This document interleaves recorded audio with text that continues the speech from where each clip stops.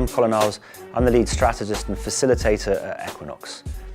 At Equinox, every day we bring corporates in to try and help them unlock the potential of their organisations. Today, I want to share some of the learnings that we get from those sessions. It's something which comes through time and again, and rather than just doing it with the people in the room, I wanted to share it with all of you out there. At Equinox, we get posed with this question on a almost daily basis. I think it's an endemic through organisations, to be honest, because large organisations typically have this problem. They're set up in a structure where they're really ready for efficiency, they're ready for scale, they're effectively a very robust structure. And that structure typically means that they're going to have a functional model with lots of different people who are actually going in with their specialist skills to go and support a product or service for this dude sitting at the top called client. But where it starts to go a little bit wrong is when you want to go and change this model, it's incredibly complex to do. Because if you think about it, you have a sales guy potentially who's got admin to support whatever that sales guy is selling. Sitting behind the admin person, you're going to have some control functions who worry about cost. Maybe there's a price change that's been requested from that client. You're going to have execution teams, implementation teams, who are being requested to go out and install or configure something. You might have legal or tax. In fact, you can have a whole host of other departments. And really what happens is when setting this up, although it's robust and scalable, you have Chinese walls in place, you end up with this terrible process snake. And it's terrible because whenever there's a slight change in terms of what that client is asking for, there is no one actually in this process who can take any particular decisions about making changes quickly. You can't. The sales guys might put the request to the admin team. The admin team, maybe they're on holiday, so you've added 1 day of delay. If it goes down to the control function, they're going to take a prudent and cautious approach to making changes, and they will obviously take time to go and consider the implications. Execution might be missing out on certs of information, but they're actually sitting there working on a queue system, and it doesn't matter who that new client that's come in. They've got number 1, 2, and 3 to do. If this client is number 4, they're going to take a couple of days to get there. So you end up with quite a delayed process. You also end up with information not being handed over effectively, and so you kind of have to go back and ask for extra information. I can't solve this until XYZ happens. I don't actually 100% know what the request was here because something has got lost on the email snake that's been created alongside this. The net result is that from a client's perspective, the quality of the product and service and the efficiency of which they get it starts to deteriorate. And it deteriorates, I think, exponentially. It goes down like this. Every time you go and add a new function, a new person, even just a new system step in your process, that quality that you're giving the client is going to deteriorate. And of course, changing it is almost impossible to do quickly. You can't change it quickly when you think about, typically this is layered into some sort of hierarchy in your organization where different people, different departments reporting in to different leaders, different clusters, and it may well be for the worst case scenario, you get up to the CEO before you find someone who's actually got the responsibility to change anything at all. That also can lead to some, let's call them knee-jerk reactions of how to go and solve it, where we say, here's a couple of methods that are very typical. We'll hire some consultants. Maybe we're going to go and change one of these team leads. It's an individual person. We're going to blame this guy because they're the bottleneck, so we're going to go and change management. Maybe it's the teams in general. We're going to go and do some learning and development or incentivization. Or maybe it's a system solution that you look for. And obviously a system solution in a complex system like this is incredibly difficult to do. The net result is of that process, of the degrees of authority that you have to go and get up the organization, is that solving anything in a standard model takes a huge amount of time. And if I look at it from a cost benefit where this is profit and this is obviously loss, just by not doing something, you're losing money, your opportunity cost. Now you start to invest into some of these examples, you're losing money.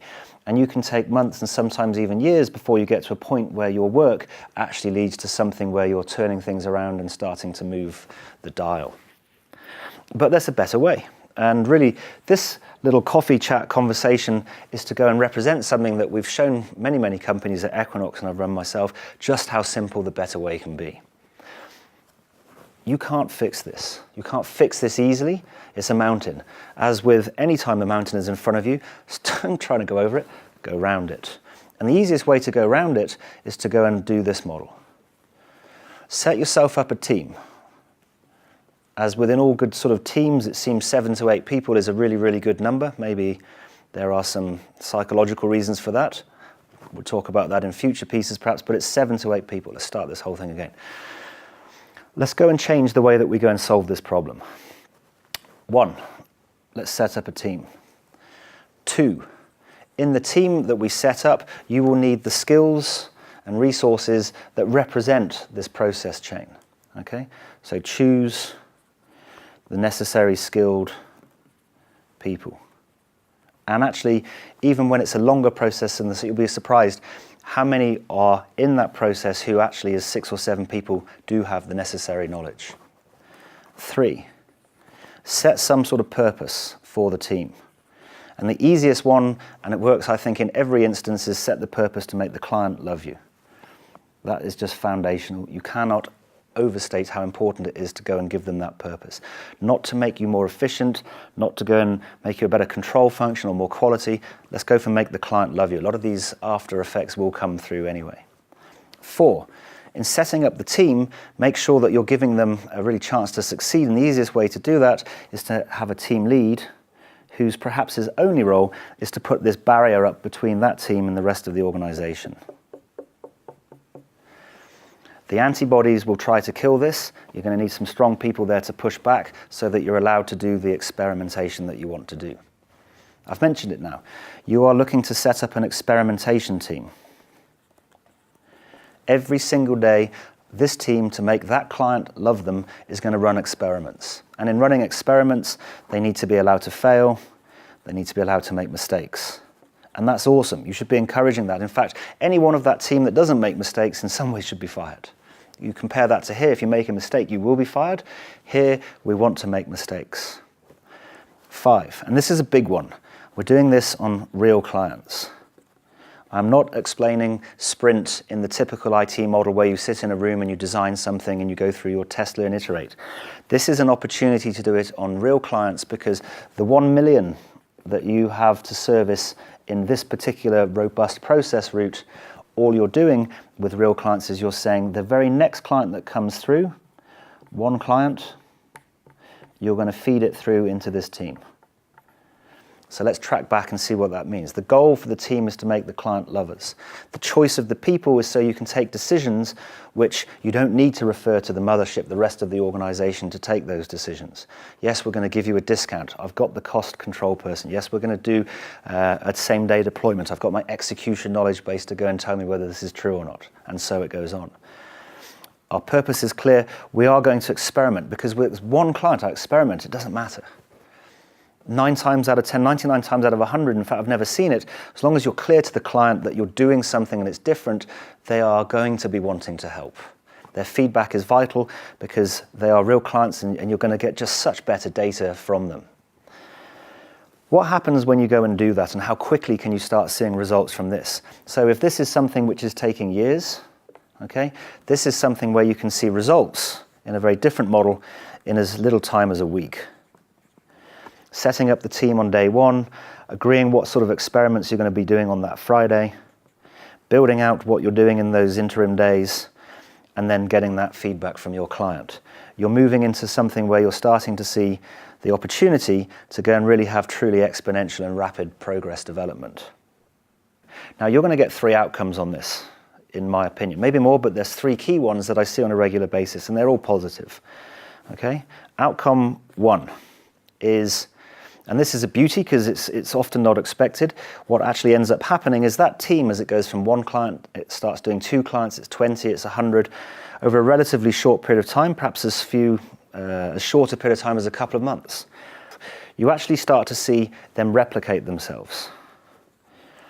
These teams who are looking after that 1 client, they go from doing 1 client to 10 clients to 1,000 clients, and then they start replicating that. In a matter of months, I've seen organizations transition from this batch-based sequence into very much a team-based approach to go and deal with clients. Really interesting thing about that, some expected, some not, but certainly it's something which most people are surprised about. Quality and service, There's no question about it. From a customer service perspective, it goes up. Yes, you say that's because you've got more people, but that's not true, because we also found the efficiency and the effectiveness goes up as well. And by that, I mean their productivity goes up. So the cost per unit of labor goes down. That surprises many people. You just actually have to do it to see that actually working. The third thing, which I find even more interesting, is what happens to the people side, your own employees. The levels of engagement and support for your corporate identity, for trying to service those customers, just goes through the roof. So in simple terms, you end up with a much happier workforce. That's one outcome. A second outcome, which is a bit more standard, is you're just going to go and start doing more formal sprints. Great, we've learned a huge amount of stuff. We now need to go and throw it over to the design UX tech team to go and start building that out. And that's a great result as well, because what you identify here is far more powerful and I think accurate than anything that you can do trying to bring these guys together. And the third thing is you fail. But you don't really fail because you fail fast. You fail within the space of a week, you learn a huge amount and you decide to scrap it. So if you think back to this diagram where we've got our corporate just going and spending immense amounts of time and resource to get nowhere slowly. Now you've got to this point where after a week you've learned a huge amount and you can take a new set of decisions. So we've just gone through this in a really quick sort of 8 to 10 minutes. Okay? You may or may not believe this, you may or may not have tried this. It's certainly something that works in tech. It's very rarely applied when you go out into the rest of the functions in the organization. And a lot of senior leaders get really worried about it when you mention real clients. Your only way to go and test this is to do it. It's not something you can read. It's something that you just need to go and run the experiment, and whether it actually subsumes your existing process and just deletes it so that you end up with something which is a lot more team-based, or whether you go and turn it, it doesn't matter. The point is that in trying this after a week or two, you're going to learn a huge amount, all right, which will be beneficial for the organization. And I can promise you, if you do it effectively, and I've never seen actually a company not come back with this answer, you will want to do more of this. I promise you that this model is incredibly powerful. And if you want to go and explore this more, the easiest thing that you can do is probably try it yourself. And if you want a bit of support to take you down that path, just give us a call or send us an email. The details are going to come up in a minute. Until next time, I wish you all the successes in starting to put experimentation back into your organizations.